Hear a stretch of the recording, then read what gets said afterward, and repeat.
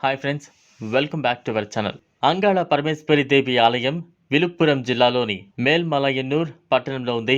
పార్వతీదేవి ఈ పట్టణంలో అంగాళ పరమేశ్వరిగా అవతరించిందని అంటూ ఉంటారు. ఆమె కలియుగం యొక్క కోపం నుండి విశ్వాన్ని రక్షించే ప్రకాశించే కాంతిగా కొలుస్తారు భక్తులు.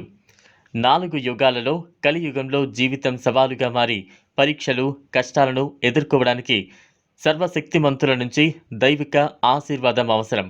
అందుకే భక్తుల కోసం కలియుగంలో ఇక్కడ అంగాళ పరమేశ్వరిగా కొలువై ఉందని భక్తుల నమ్మకం. ఆలయ పురాణం ప్రకారం శివరాత్రి పండుగ, ఆడి మాస పండుగ సమయంలో చాలా మంది ప్రజలు ఈ ఆలయానికి వచ్చి అభిషేకం, అర్చన చేస్తారు. ఈ అమ్మ తన భక్తులకు ఎన్నో ఉపకారాలు చేసింది. అనారోగ్యం నుంచి విముక్తి, కుటుంబంలో శ్రేయస్సు, కుటుంబంలో పేదరికం తొలగిపోవడం, సంతానం లేని వారికి బిడ్డను ఇవ్వడం మొదలైన ఎన్నో మహిమలను చూపింది. అంగాళ పరమేశ్వరిని చాలామంది గ్రామ దేవతల వలె పూజిస్తూ ఉంటారు. గ్రామ వార్షిక ఉత్సవాల్లో కోడి లేదా గొర్రె నైవేద్యాలను తయారు చేస్తారు. తర్వాత వీటిని ఆహారంగా తీసుకుంటారు. అంగాళ పరమేశ్వరి మందిరాలు సాధారణంగా ఊరి బయట చెట్ల పొదల్లో ఉంటాయి. అంతేకాకుండా అంగాళ పరమేశ్వరి కొలుపు అనే ఆచారం ఇక్కడ ప్రధానమైనది.